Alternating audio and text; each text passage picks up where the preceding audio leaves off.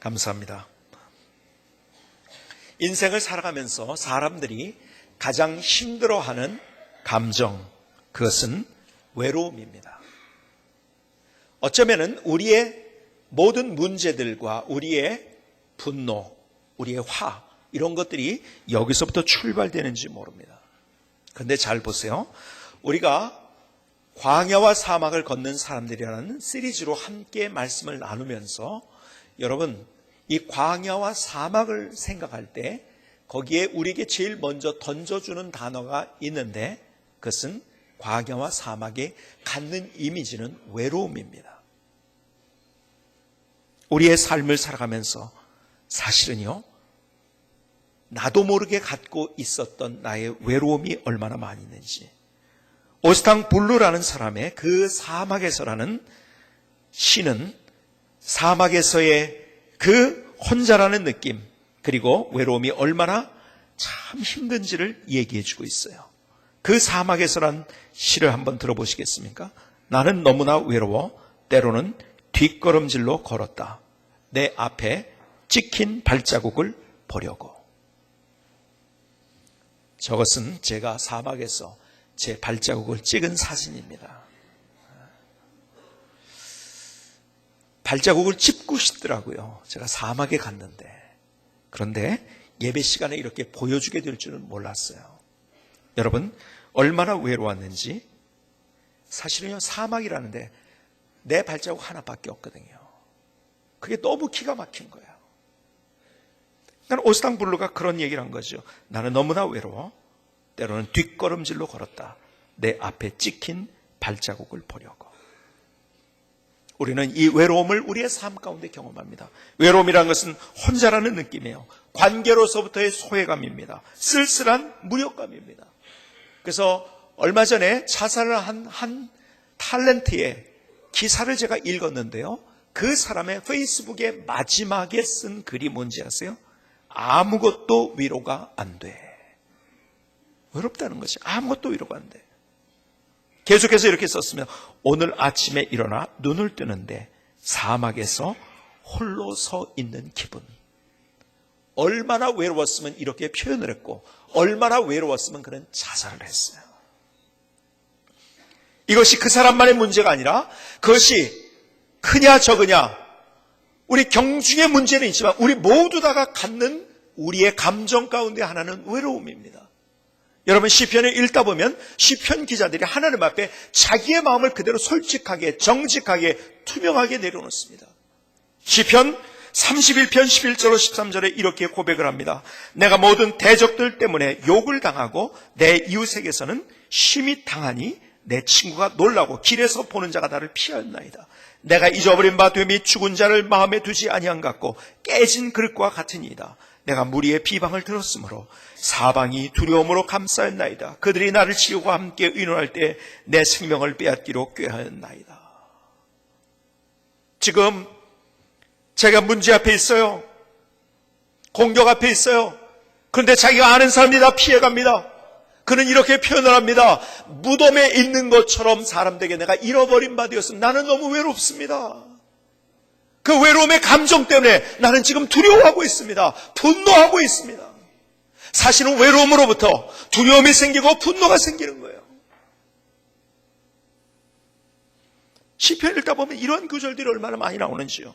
시편 102편 7절을 보니까 시편 기자는 이렇게 고백을 합니다. 내가 밤을 새우니 지붕 위에 외로운 참새 같으니이다. 내가 너무 외로워서 하얗게 뜬 눈으로 나의 밤을 새웠습니다.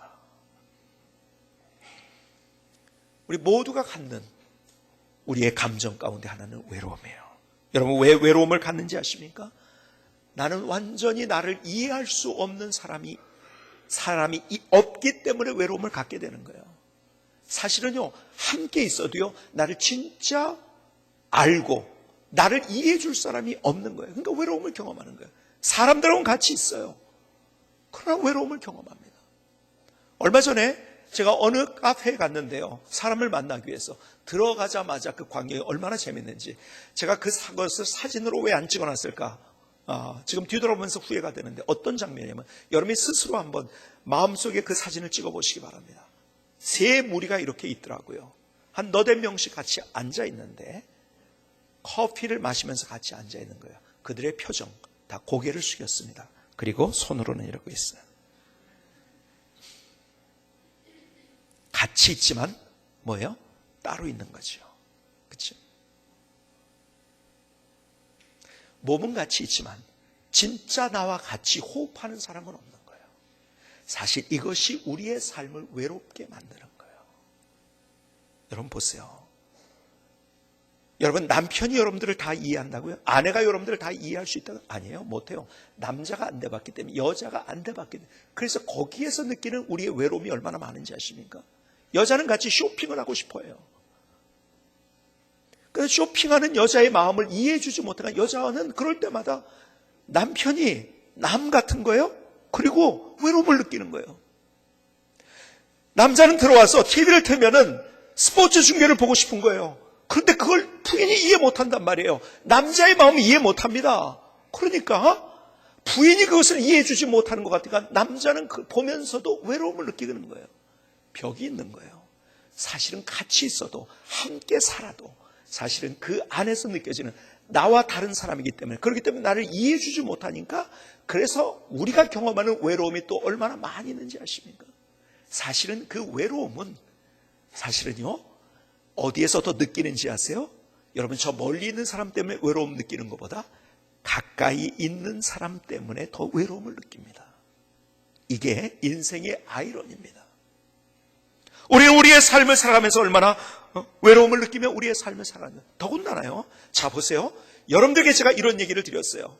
이 사막의 밤하늘의 별이 얼마나 멋있는지를 얘기하면서, 별을 얘기하면서 별과 같은 꿈을 꿔야 된다는 말씀을 드렸어요. 하나님께서 아브라함을 부르실 때에 그에게 별을 보여주신 거예요. 이런 꿈을 꿔라. 별은 꿈입니다. 꿈을 꾸자고 말씀드렸어요. 그런데 보세요. 여러분 꿈꾸는 사람에게는 반드시 따라오는 게 있는데 뭔지 아세요? 그것은 외로움입니다. 내가 무엇인가에 도전하고 내가 무엇인가에 모험을 할 때, 혹은 내가 꿈을 꾸게 될 때 내가 반드시 경험하는 것이 뭔지 아세요? 외로움입니다. 예를 들어서 성경의 느헤미야를 한번 보시겠습니까? 여러분 페르시아의 고관이었어요. 비서실의 중요한 비서실장 정도 되는 그런 역할을 하고 있었던 그 사람. 그런데요 거기에서 대제국 페르시아, 그 당시에 세계 최초로 아시아, 아프리카, 유럽을 정복했던 그 나라의 고관이니까 얼마나 떵떵거릴 수 있었습니까? 그러나 자기 조국을 생각하니까요 성벽이 다 회파가 된 거예요. 이야 저거 어떡하나. 그래서 그런 꿈을 꿨어요. 가서 성벽을 세우는 꿈을 꾼 거예요. 여러분 그때서부터 외로움은 시작됩니다. 왜 그런지 아세요? 여러분 같이 있던 동료들이요 저 웃긴다 그러는 거예요. 아니 왜 거길 가냐고요. 아무도 이해해 주지. 거기서부터 외로움이 시작된 거예요. 아니 그러면은 자기가 예루살렘에 갔을 때 그래서 모든 사람이 반겨줬나요? 저 사람 뭐지? 페르시아의 스파이 아니야? 뭐냐? 하면서 사람들을 반겨주는 사람은 거기서도 외로움이 생깁니다. 무엇인가를 시작하려고 하는데 그 자기의 마음을 이해하는 사람이 없었어요. 아니 더 나가서 산발라, 도비아 같은 사람은요 손가락질하면서 저주하면서 조롱을 했어요. 여러분 어쩌면은 느헤미야가 그런 꿈을 꾸지 않았을 때는요 그런 외로움을 경험할 리가 없었어요. 그런데 꿈을 꾸고 그 꿈을 이루기 위해서 그는 정말 다른 사람이 경험하지 못했던 외로움을 경험할 수밖에 없었던 거예요. 여러분 꿈을 꾸고 인생의 새로운 설계를 하게 되면 반드시 따라오는 것이, 예외 없이 따라오는 것이 있는데 그것이 외로움이라는 거예요. 여러분 더 리더가 되고 많은 사람 앞에 서는 사람일수록 더 외롭다는 사실 아십니까? 저는 외로움이 있을까요 없을까요? 어쩌면은 여러분들보다 더 심각한 외로움을 경험합니다. 왜 그런지 아세요? 여러분 앞에서 많은 사람들을 끌고 그리고 앞에서 무엇인가를 하는 사람일수록 사람들이 보지 못하는 더 앞에 거를 보면서, 저는요 제가 2013년을 살고 있다면 저는 2014년 15년을 생각합니다. 보이지 않는 것을 먼저 봐야 돼요. 그것을 이해해 주는 사람이 아무도 없어요. 그러니까 더 큰 외로움이 있는 거예요. 어떤 분이 2부 예배를 끝나고 나서 했더니 아니 목사님도 외로움이 있으세요? 그러더라고요. 제가 그래서 이렇게 대답을 했습니다. 외로움이 없다는 것은 그것은 죽었다는 뜻입니다. 살아있는 한 우리 모두는 다 외로움을 느끼게 되어 있는 거예요. 여러분, 제가 사막에서 찍은 사진 가운데서 가장 제가 가슴에 와닿는 사진, 제가 소개를 드린 적이 있는데요. 한번 그 사진 보시겠습니까? 저는 저 사진이 너무 좋아요. 왜냐하면 제 마음을 찍은 거예요. 저게 제 마음이더라고요. 뒷짐을 지고 외롭게 걸어가는 한 사람이 보이십니까? 제가 한 목사님이 거기를 걸어가는데 그 장면을 딱 찍었는데요. 그게 제 마음이더라고요. 여러분이 잘 안 보이지만 저기에 자기의 발자국만 나 있어요. 거기 아무도 걷지 않은 길을 먼저 걸어야 되는, 그것이 외로움인 거예요. 제가 저게 너무 좋아서 이게 내 마음이다. 휴대폰에 제가 배경화면으로 제가 그걸 사용합니다. 누구나 외로움을 경험하는 거예요. 가만히 생각하니까 제가요 벌써 나이를 먹기 시작했구나. 그래서 보니까요, 따져보니까는 저도 이제는 회갑이 5년여 정도밖에 안 남았더라고요. 더 나이를 먹을수록 연세 드신 분의 마음을 이해를 해요. 70과 80이 되셨어요. 예를 들어서 혹은 90이 되셨어요. 여러분, 그럴수록 더 외롭다는 거 아십니까? 왜 외로울까요? 여러분, 70이 됐고 80이 됐고 90이 됐다는 것을 이해하는 사람이 없는 거예요. 왜요? 경험을 안 해봤으니까요. 그 마음이 어떤지를 모르니까요, 더 외로워지는 거예요. 더 힘들어지는 거죠. 여러분, 그것을 경험한 사람은요, 이제는 얼마 없는 거예요. 70, 80, 90을 경험한 사람은 거의 없거든요. 그러니까요, 그 마음을 헤아릴 수 있는 사람이 없어요. 나를 이해할 수 있는 사람이 없어요. 그러니까 또 외로워지는 거죠. 여러분, 외로울 수밖에 없는 거예요. 여러분, 나의 삶을 살아가면서 내가 꿈은 꿀수록 내가 외로워지는 것이고요, 내가 인생을 살면 살수록 어쩌면 더 외로워지는 거예요. 여러분, 오히려 아이들 때에는요, 애들이 와가지고 엄마 나 너무 외로워 이런 사람이 있습니까? 그건 거의 없습니다. 그러나 나이를 먹을수록 우리가 더 느끼는 감정이 바로 외로움인 거예요. 왜? 내 마음을 진짜 이해해 주는 사람이 없는 거예요. 그렇다면 이 외로움의 감정을 우리가 어떻게 극복을 할 수 있을까요? 유명한 에릭 프롬은 이런 얘기를 합니다. 관계를 맺어라. 책을 읽다가 이 글을 읽다가요, 제가 약간은 좀 화가 나더라고요. 왜요? 아니, 그거 모르는 사람이 어디 있고. 여러분 잘 보세요. 이 유명한 사람이 멋진 얘기한 것 같지만 가만히 보면은요, 그 얘기 가운데 우리를 더 화나게 하는 얘기들이 많이 있다는 거 아십니까? 여러분들, 관계를 맺다 보면은요, 더 외로움을 느낍니다. 아세요? 그 사람에게 관계를 맺으면 내 기대했던 것이 있는데 그게 안 된단 말이야. 오히려 다 나를 더 못 이해해줘. 아니, 혼자 있었으면 괜찮은데 그래가지고 관계 맺다가 더 외로워지는 경험들이 많이 있는 거예요. 그래서 이것은 정답이 아니다. 답인 것 같지만은, 여러분 그냥 피상적으로 생각하면 관계를 맺으면 돼, 사람들하고. 근데 그건 답이 아니라는 거예요. 여러분, 관계를 맺으려고 하면 할수록 더 그 관계 때문에 외로워지는 것을 아십니까? 앞서 말씀드린 것처럼 사실은 그 외로움은 멀리 있는 사람 때문에 외로움보다 가까운 사람들 때문에 나를 이해해 주지 못하게 거기서 오는 외로움이 훨씬 더 많아요. 저는 그래서 성경을 읽다가 하나님께서 제게 주신 인사이트 가운데 하나가 중요한 것이에요. 외로움이 고독이 돼야 된다는 거예요. 외로움을 고독으로 만들어야 된다는 거예요. 외로움을 고독으로 승화시켜야 된다는 거예요. 자, 여기에서 이제 여러분에게 폴 틸리라는 사람을 소개해 드리려고 합니다. 이 사람은 신학자였고 철학자였습니다. 그가 나치에 의해서 강제 추방을 당하고 거기에 반대를 하니까요, 그래서 미국으로 와서 마지막 그가 하버드 대학에서 교수를 하다가 그의 인생을 마쳤어요. 그런데요, 이분이 외로움과 고독을 이렇게 정의를 했더라고요. 이게 가슴에 너무 와닿는 거예요. 외로움은 뭔지 아십니까?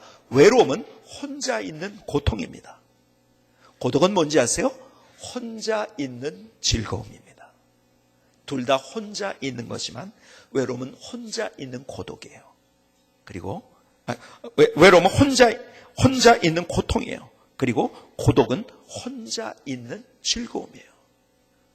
가만히 그래서 제가 외로움과 고독에 대해서 묵상을 하기 시작했어요. 성경을 읽으면서 보니까요, 외로움은 부정적 감정이에요. 그런데 고독은 긍정적 감정입니다. 여러분, 외로움은 수동적이에요. 그러니까 사람이 날 이해해주지 못하니까 내가 수동적으로 내가 외롭다고 쓸쓸하다고 느끼는 거예요. 이거는 수동적입니다. 그러나 고독은 능동적입니다. 내가 선택하는 거예요. 내가 선택하는 거예요. 여러분, 외로움이라는 것은 이렇게 표현할 수 있어요. 문이 닫힌 혼자. 문이 닫힌 혼자. 그런데 고독이라는 것은 문이 열린 혼자. 이 그림이 그려지십니까? 외로움은 문이 닫힌 혼자예요. 그러나 고독은 문이 열린 혼자예요. 외로움은 혼자인데 지하층의 감정입니다. 어두운 감정. 그러나 고독은 지상층의 감정입니다. 그것은 따뜻하고 그리고 환한 감정이에요. 더 나아가서 외로움은 나를 얽매이게 만드는 거예요. 그러나 고독은 나를 자유케 하는 것입니다. 여러분, 외롭기 때문에 사람들이 분노하게 되고 아니면 어떤 중독에 빠지게 됩니다. 어떤 사람이 어떤 중독에 빠졌다. 왜 그런지 아세요? 외롭기 때문에 그런 거예요. 여러분 보세요. 굉장히 인기 있는 사람들이 외로움을 더 느끼는 거 아십니까? 높이 올라갈수록 더 외로워지는 거예요. 그러니까는 뭐 연예인들이 요즘 프로포폴인가요? 무슨 약물 중독이 되고 어떤 사람은 도박 중독이 되고요. 여러분, 그러니까 연예인들이나 높은 인기를 구가하는 사람들이 어떤 중독에 더 많이 일반인보다 훨씬 더 중독에 많이 빠집니다. 외로웠어요. 그러니까는 외로움은 나를 얽매이게 만드는 거예요. 그러나 고독은 뭔지 아시까? 나를 자유케 하는 겁니다. 오히려 그 모든 것들을 극복하고 정복할 수 있게 만드는 거예요. 그래서 우리의 삶을 살아가면서 우리는 외로움의 감정으로 살아가는 사람이 아니라 그것을 고독으로 승화시키는, 창조적인 고독으로 승화시키는 우리의 삶을 살아가야 되는 거예요. 여러분, 다시 성경적으로 다시 정리를 한다면 이것입니다. 여러분, 외로움이 뭔지 아세요? 외로움은 혼자 있는 쓸쓸함이에요. 아세요? 그 감정. 고독은 뭔지 아세요?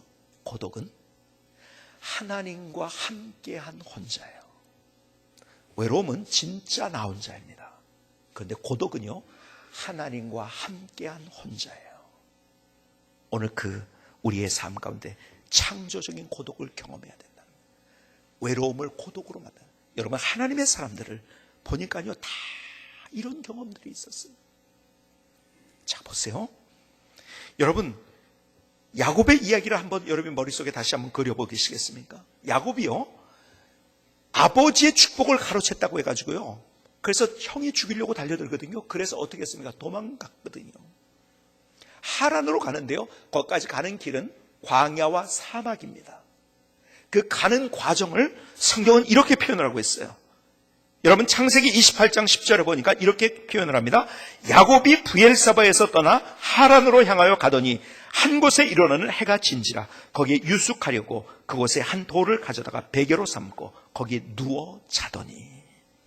그림이 그려지십니까? 지금 도망자예요. 그렇죠? 그리고 그는 광야와 사막을 건너가고 있어요. 그래서 베개할 것, 덮을 건 물론이고요, 베개할 게 없어서 뭘로 베개를 합니까? 돌로 베개를 만든 거예요. 거기서 잡니다. 이 상황은 뭔지 아세요? 이게 외로움인 거예요. 아무도 없어요. 혼자예요. 얼마나 그 마음이 힘들었을까요?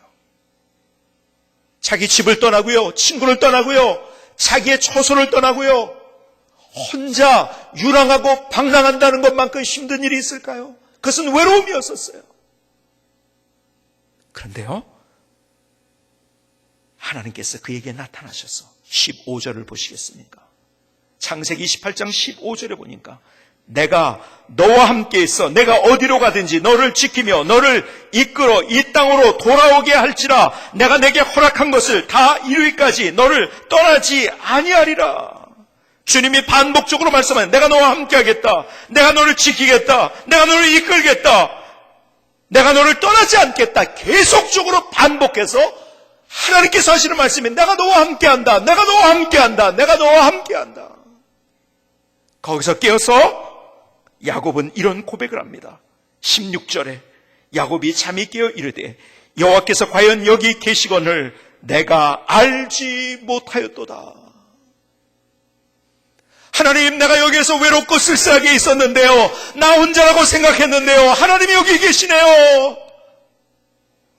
지금 여기에서 혼자지만 하나님과 함께한 혼자를 경험합니다. 이것이 고독이라는 거예요. 주변에 있는 모든 것들을 다 뒤로 하고 그야말로 키르케고의 고백처럼 신 앞에 선 단독자가 됐어요. 하나님만을 바라보는, 그리고 거기서 제단을 쌓습니다. 거기를 베델이라고 이름을 정합니다. 하나님, 이제는 내가 혼자가 아닙니다. 내가 다른 사람이 의지하는 것이 아니라 다른 사람이 나를 공격하고 나를 이해 못하고 이제 혼자가 됐다고 외롭고 쓸쓸한 감정으로 그렇게 인생을 내가 끝내는 것이 아니라 내가 혼자지만 하나님과 함께한 혼자가 되었어. 내가 주님만을 갈망합니다. 주님만을 바라봅니다. 여기에서부터 그의 인생의 새로운 드라마가 써진 거예요. 외로움으로 끝내는 자가 있는가 하면 외로움을 고독으로, 창조적 고독으로 승화시키는 자가 있다는 거예요. 오늘 성경은 우리에게 말씀하는 거예요. 우리 모두가 다 인생을 살아가면서 외로움을 경험한다는 거예요. 남녀노소 할 것 없이, 빈부귀천 할 것 없이 여러분 외로움을 경험하는 거예요.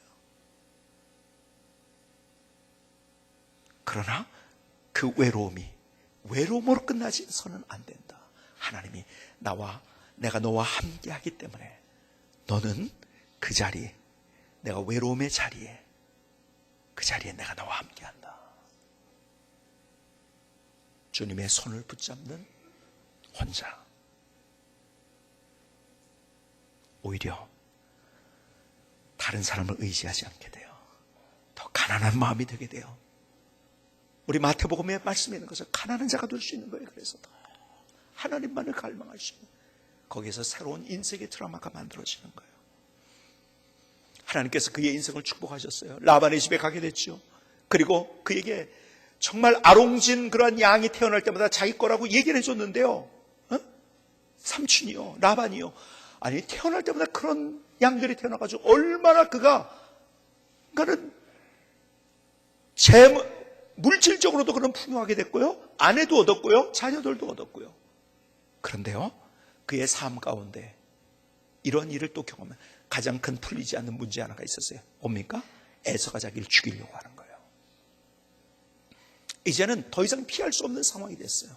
그때 창세기 32장 24절은 이렇게 이야기를 합니다. 야곱은 홀로 남았더니 어떤 사람이 날이 새도록 야곱과 씨름하다가, 자 보세요. 야곱이 홀로 남았다고. 야곱이 의도적으로 사람들을 다 떠내보낸 거예요. 여기는 아세요? 여러분 잘 보세요. 인생이 외로움이 한 번으로 끝나는 것이 아니라 우리의 인생은 외로움은 계속 이어질 수 있다는 거예요. 어떤 사건과 환경과 사람 때문에 우리의 외로움은 계속 이어지면, 그러나 여기에서 그는 하나님의 방법을 배운 거예요. 사람들을 다 떠나서 일부러 그는 혼자의 모습으로 갑니다. 일부러. 왜요? 하나님을 바라보고 기도하기 위해서. 그는 그의 외로움을 창조적 고독으로 만들고 있는 거예요. 여러분, 그 뒤에 사건이 어떻게 됩니까? 자기를 죽이려고 달려들었던 그 형이요, 만날 때 그를 껴안고서 울면서 껴안았어요. 사람이 그렇게 못해요. 내가 누구를 변화시킬 수 있단 말입니까? 내가 어떻게 환경을 변화시킬 수 있단 말입니까? 안 돼요. 그러나 사람을 의지하지 않고 하나님 앞에, 신 앞에 단독자가 되어서, 하나님 앞에 단독자가 되어서 하나님만을 바라보는 창조적 고독을 경험할 때 하나님께서 그의 인생을 새롭게 만드시는 하나님의 일을 경험하게 된 거예요. 오늘 주님께서 우리에게 그것을 말씀하고 계신 거예요. 사막은 하나님을 바라보게 하는 것이에요. 우리의 인생의 외로움 뭔지 아세요? 하나님을 바라보게 하는 사건이라는 거예요. 제가 작년 초에 성경을 읽으면서 제 마음속에 이런 생각이 떠오른 거예요. 가만히 있어보자. 하나님의 사람들은 광야와 사막을 걸어갔던 거기에서 시간을 보냈던 그런 상황들이 너무 많이 있는데 하면서 성경을 읽기 시작했는데 너무너무 기가 막힌 거예요. 제 안에 주시는 하나님의 은혜가 얼마나 놀라운지요. 광야와 사막을 건너가는 그 우리의 믿음의 선진들을 제가 묵상하면서 성경을 읽기 시작했어요. 그래서 광야에 대한 책을 읽기 시작했어요. 사막에 대한 책을 읽기 시작했어요. 그래서 내가 광야를 경험했다, 사막을 경험했다. 그리고 거기서 하나님 앞에 묵상하면서 기도하면서 올해 초서부터 제가 이 시리즈로 여러분과 함께 이 말씀을 나누고 있는 거예요. 사실은 제게 하나님이 주신 은혜가 얼마나 놀라운지 몰라요. 그런데 보세요. 모든 하나님의 사람들은 광야와 사막을 걸어갔던 흔적이 너무 많이 있습니다. 아브라함이요. 앞서 말씀드린 것처럼 꿈을 가졌잖아요. 그래서 어디를 건너가야 됐습니까? 광야와 사막을 건너가야 됐어요. 여러분, 그 광야와 사막은 여러분 환경적으로도 광야와 사막이 뿐만 아니라 내면적으로도 광야와 사막이었어요. 왜? 혼자였거든요. 친구를 다 떠나고 여러분 자기의 모든 살았던 그런 것을 다 떠난다는 것, 이것은요 외로움이고 쓸쓸함이었어요. 근데 거기서 하나님을 만난 거예요. 혼자였기 때문에, 아무도 이해해주지 못하는 상황 속에 들어갔기 때문에 하나님을 만난 거예요. 야곱이 그런 거예요. 이삭이 그런 거예요. 여러분, 사도 바울이 예수님을 만났어요. 다메섹으로 가던 중이었지요. 예수 믿는 사람을 죽이려고 가던 차에 거기에서 다메섹 도상에서 다메섹 막 가기 얼마 전에 주님을 만난 거예요. 거기서 꼬꾸라졌어요. 그리고 그가 제일 먼저 간 데가 어딘지 아십니까? 그러니까 예루살렘에 가기 전에, 제자들을 만나기 전에 그는 아라비아 사막으로 갔어요. 혼자의 시간, 창조적 고독의 시간을 가졌어요. 하나님만을 바라보는, 사람들의 얘기를 듣기보다 하나님의 음성을 들을 수 있는 혼자만의 시간을 그는 의도적으로, 능동적으로 가졌던 거예요. 그리고 하나님의 사람으로 변화되고 그의 인생에 멋진 하나님이 함께 하시는 인생의 축복의 드라마를 그가 경험할 수 있지 않겠습니까? 여러분, 오늘 본문의 말씀이 그래서 그거예요. 신명기 32장 10절을 보니까 여호와께서 그를 황무지에서 짐승이 부르짖는 광야에서 만나시고 호위하시며 보호하시며 자기 눈동자같이 지키셨도다. 광야에서, 황무지가 뭔지 아세요? 데절트라는 말이에요. 사막입니다. 사막과 광야에서, 황무지라고, 성경에 황무지라고 번역된 것은 우리가 얘기하는 사막입니다. 여러분, 광야는 그래도 조금 풀이 있는데요, 사막은 완전히 없는 데입니다. 그 데절트에서, 아무것도 없는 그곳에서, 사막에서 짐승이 부르짖는 광야에서 만나시고 호위하시며 보호하시며 자기의 눈동자같이 지키셨도다. 하나님이요, 우리가 그런 혼자된 상황에 있을 때 하나님은 따로 떨어져 계신 분이 아니라 그 우리의 혼자된 상황 속에, 그 외로운 상황 속에 함께 하시는 그분이 나의 하나님이시라는 거예요. 여러분, 사막이라는 말, 데저트라는 말이 바로 히브리어에서는 미드바르라고 얘기를 합니다. 미드바르가 뭔지 아십니까? 미드바르는 입이라는 말이에요. 말하다라는 말이에요. 여러분, 다른 모든 것이 없이 하나님 앞에, 내가 하나님 앞에 홀로 선 단독자가 됐을 때 하나님께서 내게 말씀하신다는 거예요. 그분은 나의 마음을 만져주시고 내 손을 다 잡아주시고 나를 일으켜주시는, 나와 함께 하시는 하나님. 성경 곳곳에서 하나님께서 계속 약속하신 게 있어요. 내가 너와 함께한다. 여러분, 외로움의 현장이 있다고요? 아니에요. 주님이 그곳에 여러분과 함께 있어요. 신명기 20장 21절에 보시겠습니까? 내가 나가서 적군과 싸우려 할 때 말과 병거와 백성이 너보다 많음을 볼지라도 그들을 두려워하지 말라. 애굽 땅에서 널 인도해 내신 내 하나님 여호와께서 너와 함께하느니라. 계속 우리에게 반복적으로 내가 나오는 주님은요, 부활하시고 승천하시면서 마지막 우리에게 주신 말씀이 마태복음 28장 20절, 마태복음을 끝내면서 내가 너희에게 분부한 모든 것을 가르쳐 지키게 하라. 볼지어다 내가 세상 끝날까지 너희와 항상 함께 있으리라 하시니라. 내가 너와 함께한다. 주님은 아셨어요.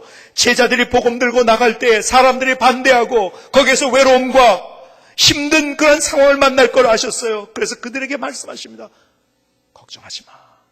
바로 내가 거기에 너와 함께 있어. 아무도 없는 내 삶의 현장, 그래서 외로워하고 있는 그 자리, 하나님께서 나와 함께 하세요. 내가 너와 함께 한다. 사람들하고 둘러싸여 있지만은 아무도 나를 이해해 줄 수 있는 사람이 없기 때문에 스스로 외로워하고 힘들어하는 그 상황. 그러나 분명한 것, 주님이 반복적으로 우리 약속하신 것, 내가 너와 함께 한다. 다른 사람이 이해 못해도 난 널 이해한다. 내가 너를 알아. 내 눈물이 뭔지, 내 아픔이 뭔지, 네 쓸쓸함이 뭔지, 내 걱정이 뭔지, 아무도 이해하지 못하는 너의 모든 것들 내가 알아. 그리고 내가 너와 함께 하고 너의 손을 잡아줄 거라고 주님 말씀하세요. 여러분, 외롭다고요?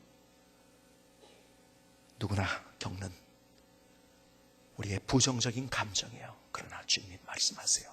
그 자리에 내가 너와 함께 있겠다고. 오늘 그 자리를 창조적 하나님을 바라보며 창조적의 고독의 자리로 만드는 여러분의 삶이 될 수 있기를 주님의 이름으로 축복합니다. 김승희 성사님의 찬양을 드리시겠습니다.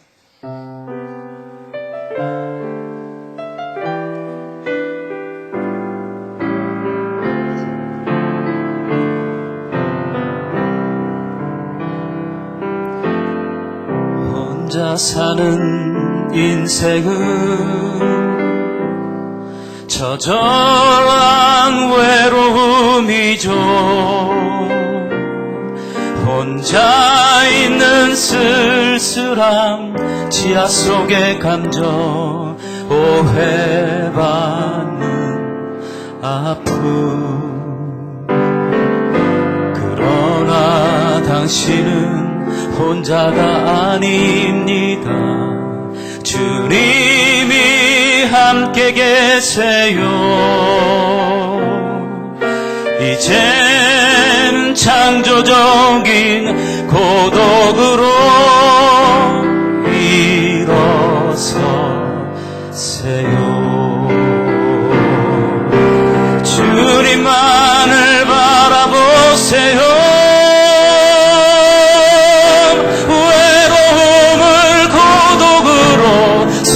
시켜요.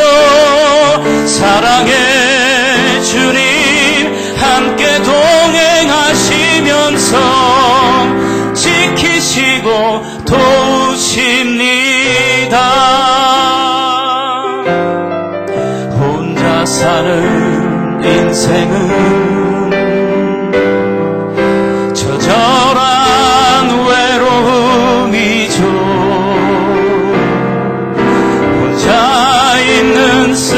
쓸쓸한 지하 속의 감정, 오해받는 아픔. 그러나 당신은 혼자가 아닙니다. 주님이 함께 계세요. 이제는 창조적인 고독으로 일어서세요. 주님만을 바라보세요.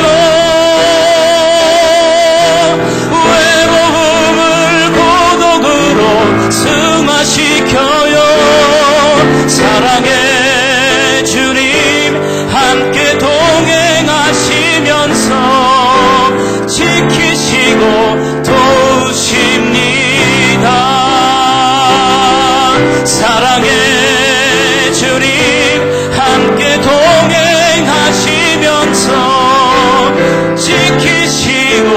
도우십니다.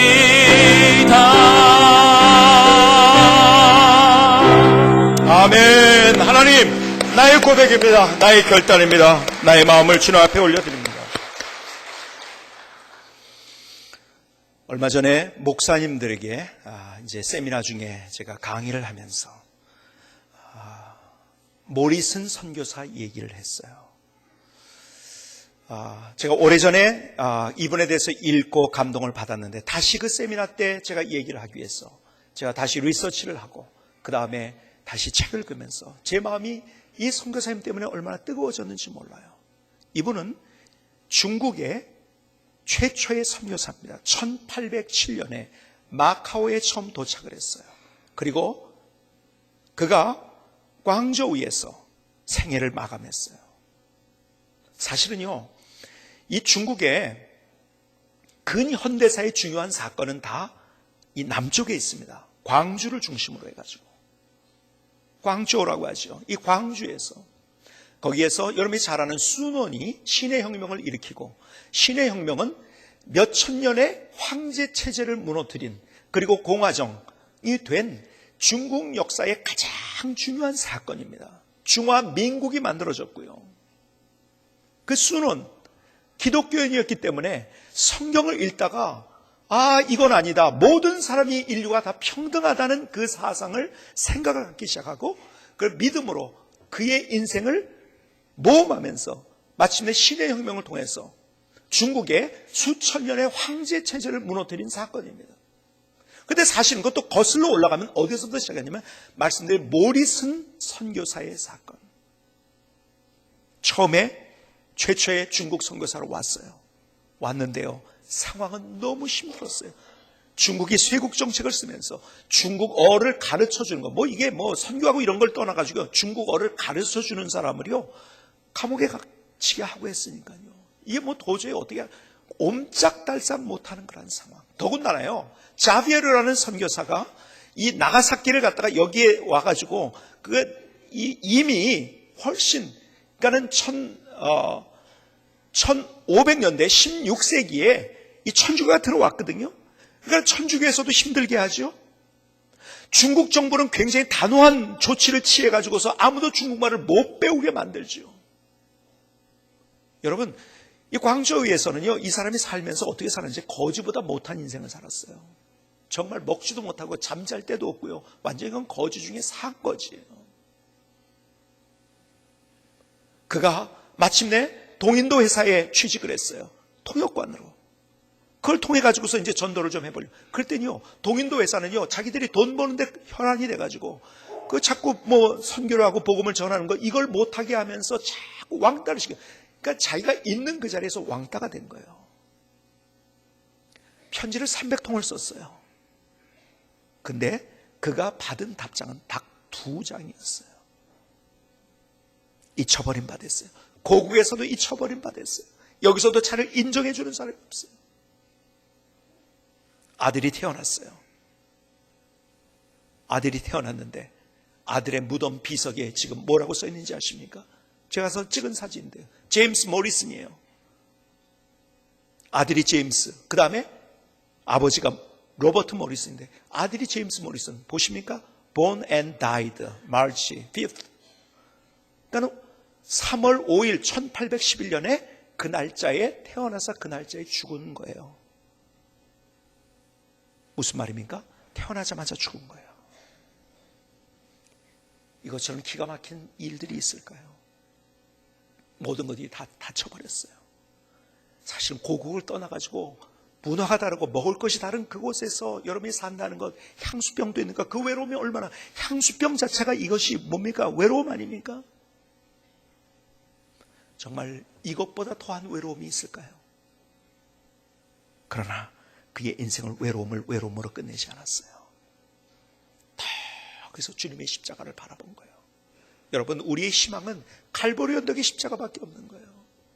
더 십자가를 바라보면서 주님의 십자가 바라볼 때마다 그를 위로해 주시고 그를 만져주시고 그를 터치해 주시고 다시 새로운 소망으로 일어설 수 있게 만든, 사실은 그 외로움 때문에 사신 것이 창조적인 고독, 하나님만을 만나는 그 고독한 시간을 갖게 되고, 그러면서 아무도 알 수 없었던, 오자마자 성경을 번역을 해가지고 그 성경 때문에 사실은 중국 역사에 이 선교가요, 지금 중국 전역에 펴져진, 우리 이제 들어간 선교사님들이 있지만 그 전에 벌써 이미 가정교회를 통해서 얼마나 수많은 사람들이 예수 믿고 있었나요? 그 공산치하에 있어도 성경 때문에, 바로 그 성경 때문에.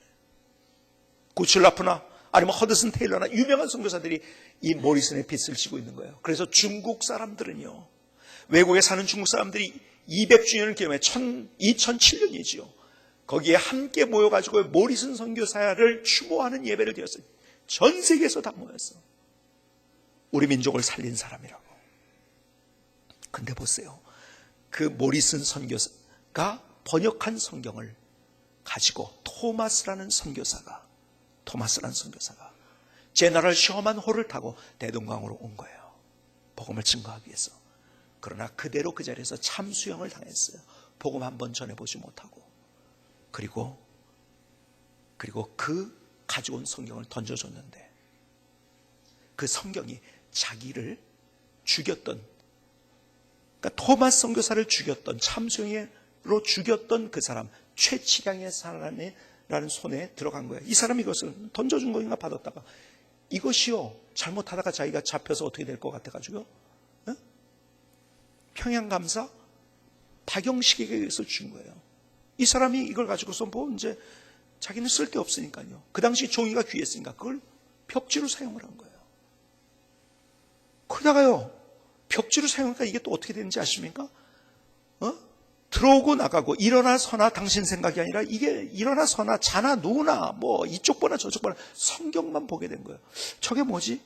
그러면서 그 안에 하나님의 말씀이 들어가고 예수를 믿게 되고, 그 집이 우리나라 역사의 유명한 교회가 됐어요. 널다리 교회가 되고, 그리고 그 교회가 마침내 우리나라 역사뿐만 아니라 세계 역사의 중요한 사건 하나가 있는데, 1907년에 평양 대부흥 운동이 일어났어요. 그 평양 대부흥 운동이 일어났던 진원지가 바로 장대현 교회입니다. 그 장대현 교회가 바로 널다리 교회가 바뀌어진 거예요, 이름이. 다시 모리슨의 얘기로 돌아볼까요? 가장 극한의 외로움 속에서, 아무도 이해해주지 못하는 그 상황 속에서, 그는 부정적인 그 지하층에 갇혀버린 그 어두운 외로움의 감정으로 그의 인생을 끝낸 것이 아니라 십자가를 바라본 거예요. 주님의 위로를 경험한 거예요. 그럼에도 불구하고 자기의 손을 붙들고 자기의 마음을 만져주시고 자기의 새로운 힘을 주시는 주님을 만난 거예요.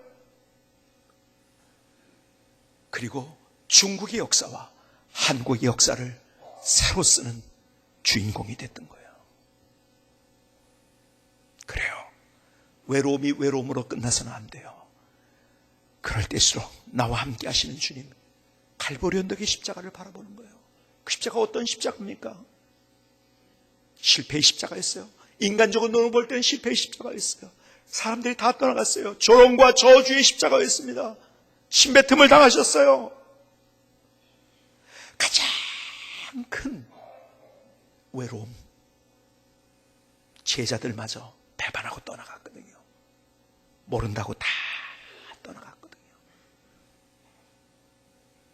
그래서 주님이 우리에게, 바로 나에게 말씀하시는 거예요. 그래서 내가 널 안다. 그 사람이 널 이해해 주지 못한다고 그 문제가 아니야. 내가 널 이해하고 있는데, 내가 너를 알고 있는데, 너 혼자라고? 힘들다고? 외롭다고? 아니야, 내가 너와 함께 하는데. 주님은 내가 배반당했다는 것이 무엇인지 알고, 사람들에게 이해받지 못한다는 것이 무엇인지 알고, 내 안에 있는 눈물, 내 안에 있는 아픔, 내 안에 있는 상처, 이 모든 것들을 아시고 내가 너의 모든 것들을 알아. 그리고 내 마음을 만져주시고 나의 손을 다시 붙잡아 주시는 그분이 나의 좋으신, 나를 사랑하시는 십자가의 주님이세요.